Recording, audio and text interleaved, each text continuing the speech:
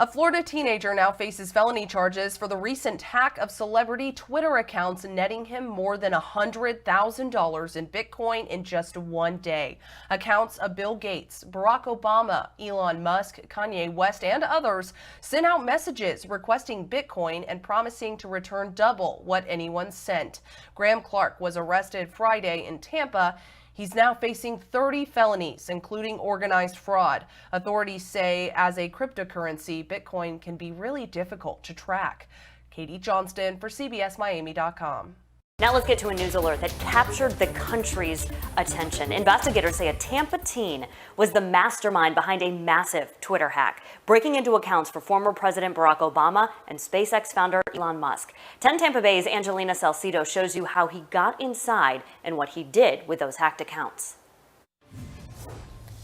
17-year-old Graham Clark was arrested by the FBI early this morning at his Tampa apartment. He's facing 30 felony charges after State Attorney Andrew Warren says he scammed people across America. Now, these cyber attacks happened from May to July. Clark was able to hack big names like former President Barack Obama, SpaceX founder Elon Musk, and the founder of Microsoft, Bill Gates. The state attorney says Clark posted messages in their names and directed Twitter users to send Bitcoin to accounts he controlled. So he gained access to Twitter accounts and to the internal controls of Twitter through compromising a Twitter employee.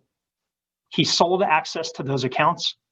He then used the identities of prominent people to solicit money in the form of Bitcoin, promising in return that he would send back twice as much Bitcoin. The investigation claims Clark was able to get more than $100,000 in Bitcoin in a day. And because that's a cryptocurrency, it's hard to track and recover if stolen in a scam. State Attorney Andrew Warren says his office is prosecuting Clark because Florida law allows minors to be charged as adults in financial fraud cases whenever appropriate. Twitter did release a statement shortly after Clark's arrest. They say they are cooperating with the FBI on this investigation. They plan on being transparent and will provide updates regularly. Clark is expected to have his first appearance in court on Saturday, and he's not the only one facing charges. A 22-year-old from Orlando is being charged with aiding and abetting the intentional access of a protected computer, and a 19-year-old from the UK also facing charges. We're going to stay on top of this. We'll let you know what happens after tomorrow's first appearance. Now, take a look at the affidavit in this case. It reads like a who's who of powerful people. You see former Vice President Joe Biden listed. There's Bill Gates, Amazon's Jeff Bezos, and Apple Inc. It's a 19-page document outlining 30 different felony accounts. The mastermind lives here in Tampa, committed the crimes here, and he'll be prosecuted here. Working together, we will hold him accountable. The state attorney's office is handling this prosecution rather than federal prosecutors, because Florida law allows for us greater flexibility to charge a minor as an adult in a financial fraud case like this. So he gained access to Twitter accounts and to the internal controls of Twitter through compromising a Twitter employee. He sold access to those accounts.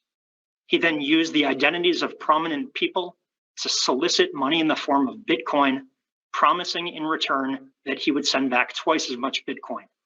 He then collected and, of course, never gave back the Bitcoin that he received from the victims. There are 30 counts that we have charged against him. He's a 17-year-old kid who apparently just graduated high school, but make no mistake, this was not an ordinary 17-year-old. This was a highly sophisticated attack on a magnitude not seen before. It could have been an extremely high amount of loss. The fact that it was just over $100,000 in one day is because it was caught pretty quickly. But keep in mind that besides the dollar amount that was stolen, this could have had a massive, massive amount of money stolen from people. And it could have destabilized financial markets, both in America and across the globe, because he had access to powerful politicians' Twitter accounts. He could have undermined American politics as well as international diplomacy. In regard to the election, I'm not concerned because we talk with our supervisor of elections. We know that we have a great system set up here to protect the integrity of our election in this county and across the state and across the country. In terms of people who are committing these crimes, we have a message for them. This is not a game. These are serious crimes with serious consequences. And if you think you can rip people off online and get away with it, you're going to be in for a rude awakening that comes in the form of a 6 a.m. knock at your door from federal agents.